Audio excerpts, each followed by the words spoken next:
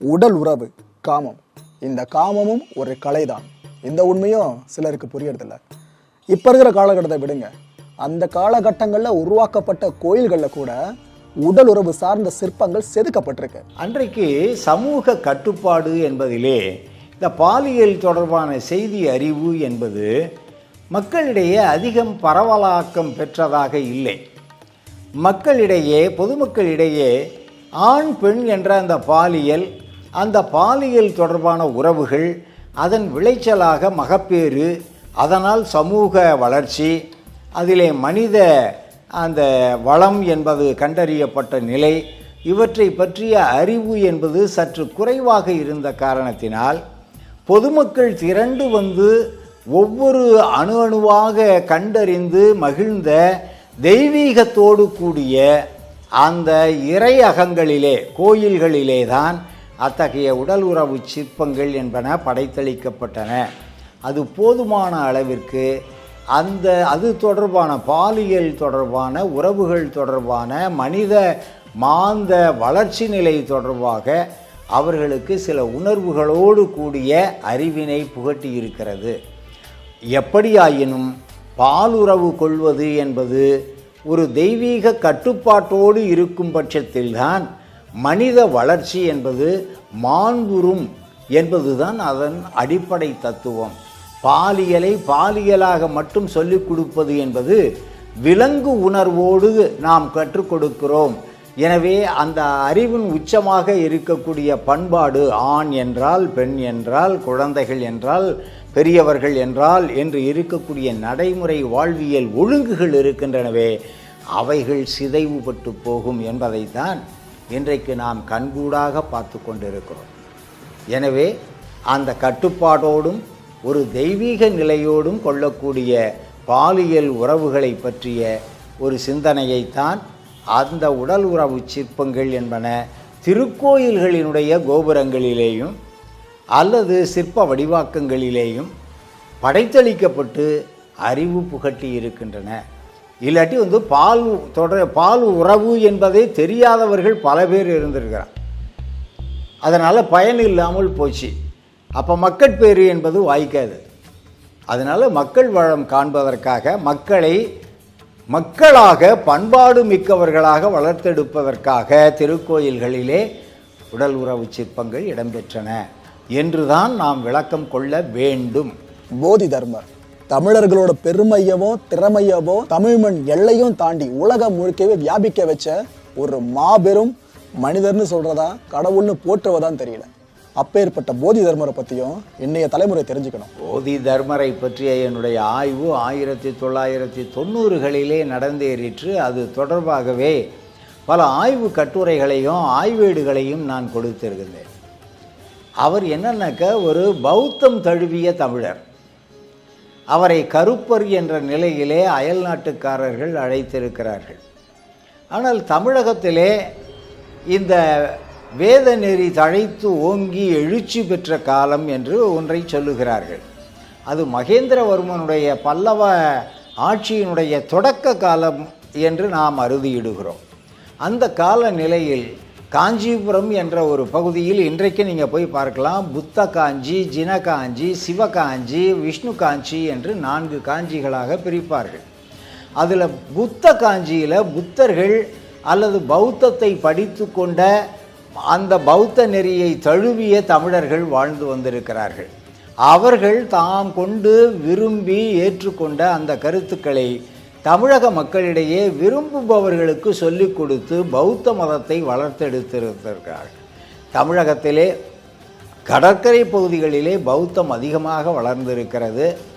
அவர்களுடைய அந்த வளர்ச்சி நிலை என்பது உச்சத்தில் இருந்த ஒரு காலத்தில் ஞானசம்பந்தர், திருநாவுக்கரசு நாயனார் போன்ற சைவ சமய குறவர்கள் எழுச்சியும், அதே போல ஆழ்வாராதிகளில் பெரியாழ்வார், தொண்டரடி பொடியாழ்வார், பேயாழ்வார், பூதத்தாழ்வார், மதுரகவி ஆழ்வார் போன்றவர்கள், பொய்கை ஆழ்வார் போன்றவர்களுடைய அந்த பழைய தொன்மையான காலங்களிலே கூட வாழ்ந்து வைணவத்தை பரவலாக்கம் செய்து ஹிந்து மதத்தினுடைய அடிப்படை தத்துவங்கள் உயர்ந்தவை என்பதனை உறுதி செய்த அந்த சான்றோர்களின் வழிபட்ட மக்கள் எழுச்சி பௌத்தத்தை நலிவுறச் செய்த காலத்தில் இனிமேல் நாம் இங்கே இருக்கலாகாது என்ற ஒரு நிலையிலே அயல் நாடுகளுக்கு சென்றடைவோம் என்ற வழியிலே மகாபலிபுரம் என்ற துறைமுக பட்டினத்திலிருந்து பல்லவர் காலத்தை சார்ந்து வாழ்ந்து கொண்டிருந்த போதி தர்மர் என்பவர் முதலில் மலாயா தீபகற்பத்தை அடைந்து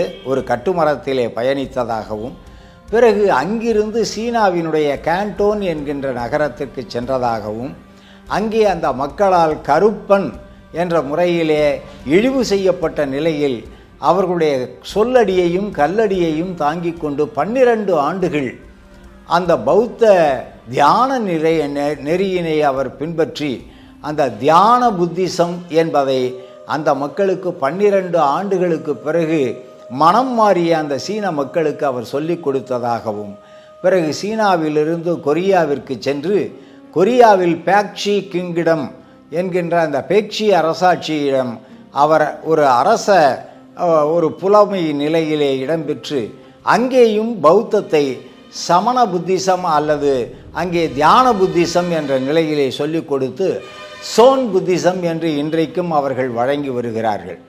இதே பௌத்தத்தை தான் சீனர்கள் சான் புத்திசம் என்று வணங்கினார்கள். சான் புத்திசம் என்பது தியான புத்திசம் என்பதனுடைய தவறான ஒலிப்பு.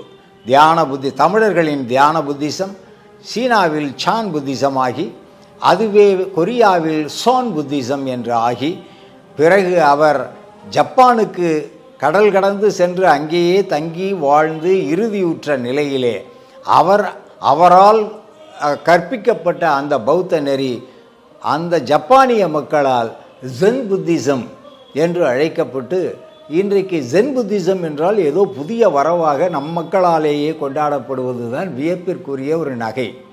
அந்த நகைக்கு உரிய தமிழர்கள் கண்டறிந்த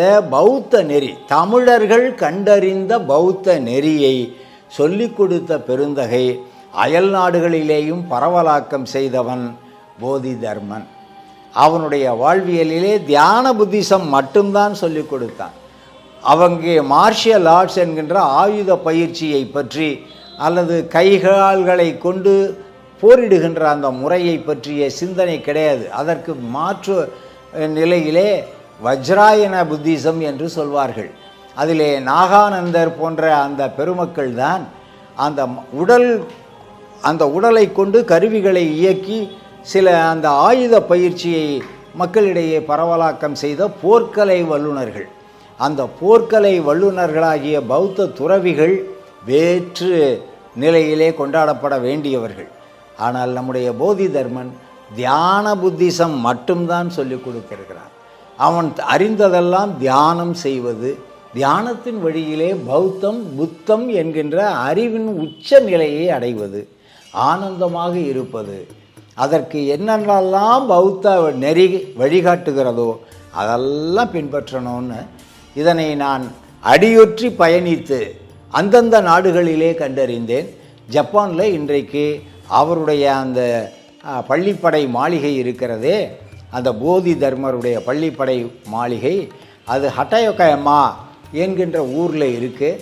அங்கே தமிழர்கள் மரபுப்படி நல்லெண்ணெய் விளக்கு தான் பொருத்தி வச்சு அங்கே கருவறையில் வழிபாடு செய்கிறாங்க. அது தமிழர்கள் மரபுப்படி அந்த தீபம் இவற்றை காட்டி வழிபாடு செய்கின்ற மரபு அங்கே இன்றைக்கும் இருக்குது, அப்படியே இருக்குது. அங்கே இருந்து அவர் அங்கேயே சமாதியாகி இருக்கிறார்.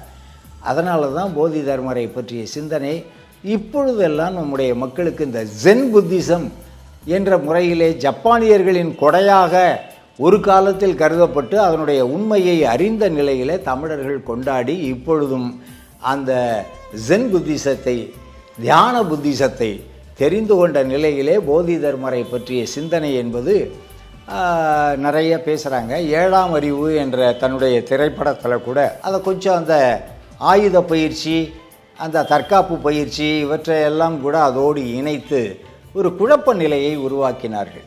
அப்படி அல்ல, அதற்கு என தனி ஆசிரியர்கள் இருந்தார்கள். தியான புத்திசம் வேறு, அதே போல் இந்த ஆயுத பயிற்சிக்கு உரிய புத்திசம் வேறு.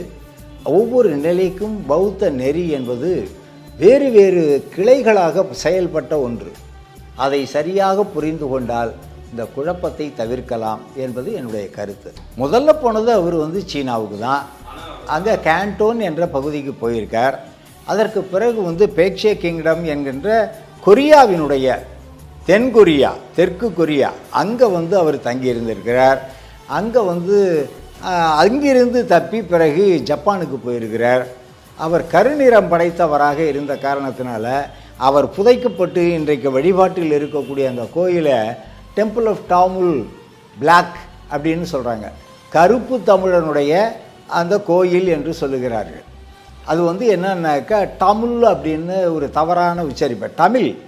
தமிழன், தமிழனுடைய கோயில் என்று சொல்லுகிறார்கள். டாமுல் அப்படிங்கிற டெம்பிள் ஆஃப் டாமுல் என்று சொல்வார்கள்.